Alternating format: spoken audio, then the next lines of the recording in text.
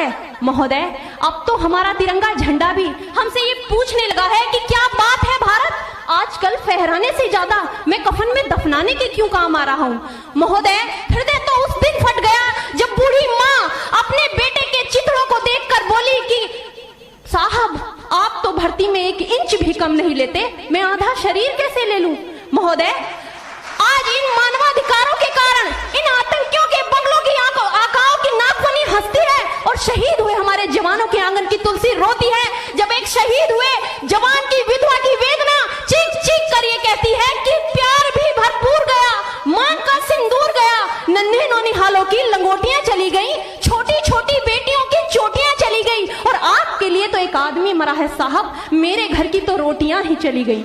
महोदय, किसी भी युद्ध को जीतने के लिए पहल करना सबसे ज्यादा आवश्यक है, क्योंकि इतिहास गवाह है कि पहल करके बड़े बड़े युद्धों के परिणाम बदल दिए गए हैं। परंतु आज मानवाधिकारों के कारण हमारे देश के जवान इस कदर बंधे हुए हैं कि अपनी ड्यूटी पर खड़े होकर भी वो आज पहल करने से डरते हैं, क्योंकि महोदय, भविष्य में उन्हें कटघरे में खड़े होने का डर सता रहा होता है। वो ये जानते हैं कि चाहे एक उग्रवादी की राइफल से निकलने वाली गोली को ये तय करना पड़े या ना पड़े कि वो किसे लगेगी, लेकिन हमारी राइफल से निकलने वाली हर गोली को ये निर्णय लेना पड़ता है कि चाहे वो किसी निर्दोष को लगे, दोषी को लगे या ना लगे, परंतु किसी निर्दोष को नहीं लगनी चाहिए। यदि ऐसा हुआ तो ना तो ये समाज हमें छोड़ेगा, ना ही दिल का तार बनाने वाली ये मीडिया हमें छोड़ेगी। और महोदय, मानवाधिकार के तले किसी जवान को दबाकर युद्ध के मैदान में छोड़ देना कोई वीरता नहीं, एक आत्महत्या है। क्योंकि महोदय, फूल को श्रृंगार दो ये मुमकिन नहीं, और एक वीर को झंकार दो ये मुमकिन नहीं। जो हाथ बांध दे सेना के, ऐसे मानवाधिकार का पालन संभव नहीं। महोदय, आज सत्यनिष्ठा के मार्ग पर चलते हुए भी हमारे देश का जवान इन आतंकवादियों, इन पत्थरबाजों से डरता है, क्योंकि वो जानता है कि उसकी राइफल से निकलने वाली गोली अगर टारगेट को हिट नहीं भी करेगी तो भी 400 मीटर तक जाएगी, और यदि इस बीच वो किसी निर्दोष को लग गई तो महोदय, हमें अपनी नौकरी से हाथ तक धोना पड़ सकता है। और महोदय, अपनी नौकरी को बचाने की खातिर एक जवान आज ये सोचता है कि चाहे सांप मरे या ना मरे, परंतु लाठी नहीं टूटनी चाहिए, क्योंकि आज हमारे देश के हालात कुछ ऐसे हो गए हैं कि चिरागों को हवाओं में उछाला जा रहा है, हवाओं पर भी रोब डाला जा रहा है। अरे हम ही तो बुनियाद है आंतरिक सुरक्षा की, और आज हमें ही नौकरी से निकाला जा रहा है।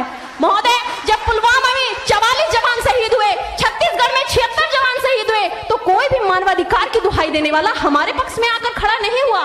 परंतु जब जेएनयू विश्वविद्यालय में एक देशद्रोही के द्वारा भारत तेरे टुकड़े होंगे, अफजल हम शर्मिंदा हैं जैसे देशद्रोही नारे लगते हैं, तो सारे मानवाधिकार के ज्ञाता आकर उसके पक्ष में खड़े हो जाते हैं। तभी तो क्या कहा था उस देशद्रोही ने कि तुम एक अफजल को मारोगे, हर घर से अफजल निकलेगा। तो मैं भारत की बेटी अपनी भारतीय सेना की तरफ से आज ये ऐलान करती हूँ कि उस घर में घुसकर मारेंगे जिस घर से अफजल निकलेगा, वो कोख नहीं पलने देंगे जिस कोख से अफजल निकलेगा। उठो देश के वीर जवानों, तुम सिंह बनकर दहाड़ दो और एक तिरंगा झंडा उस कन्हैया के सीने में गाड़ दो।